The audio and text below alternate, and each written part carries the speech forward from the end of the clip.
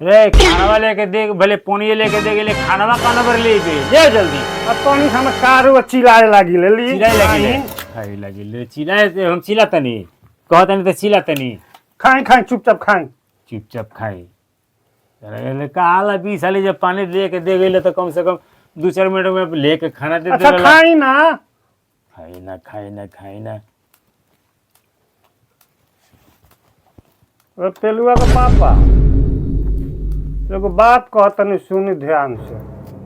अब का कहते रे बताओ पहले पंखा दर हटा तो रोज के काम ये बाबा खाते समय तो अब बोल का काम बाबू हम कहतनी हाँ बड़को बारी तो दिन भर सुतले रहता रही ठीक बा आ छोट बड़कू बारे तो कुछ समझाई है ना। तो तोरा के 20 साली हम कहले बनी कि वो मौगा हवन वो बोली है ना मेहरारुए जौन बोली तौन अब कहे के मतलब जे कहीं समाज में अगर जाए के बा तो हम जाई लेनु हाँ वो बात तो बढ़ले बा। अब तोरा के भेजी ओजी तो हमार कोनो वैल्यू रही तू पहले बता समाज में मर्द करू वैल्यू होला वो बात तो ठीक बा लेकिन एगो बात बताई हम बोल हम वही बर्तन सर्तन झाड़ू पोछा करी आ उ टांग पसार के सुत रहता का करी उनकर के पहले बताओ ना उनकर के कुछ करे लग बा हम ये कहतनी बड़ भाई हो कह बड़ भाई हवन बड़ भौजाई हो अगर हम केहू से कहत नहीं तो हमार शिकायत हो जाई पहले बात सुन के चाहे नु तो हमार पहले बात सुन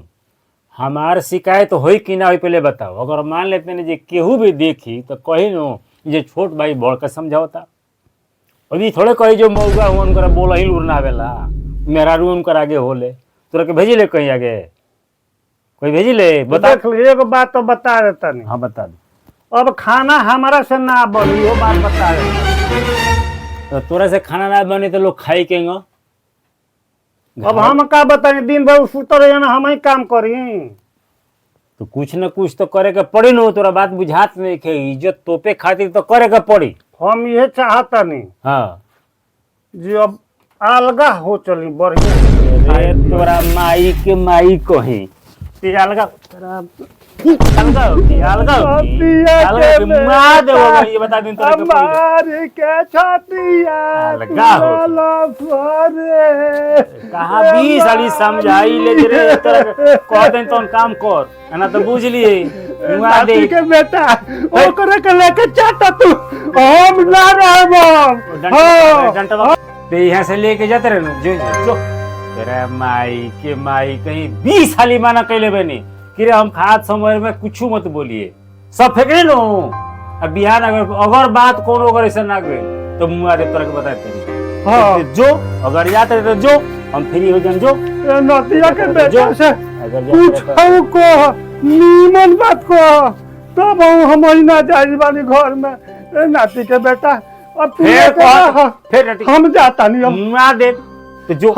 हम अपना रहे घर में ते रहू ते जो ये लेके चाहते यहां से जो हम जाता नहीं रे हम जाता तोरा घर में कोइयो ना आवे रे हम जाता ओकरे के लेके रह हमें घर में अपना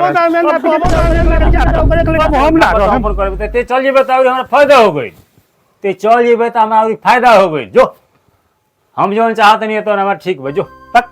बहन के रोज रोज रोज करकंड में जाके छोड़ देले बिया ये दिमाग हमार खराब कर देले बिया बहन के खाना दी ना जो ने बुझे तो ने बोली जो तोरे जाके जहां पे जो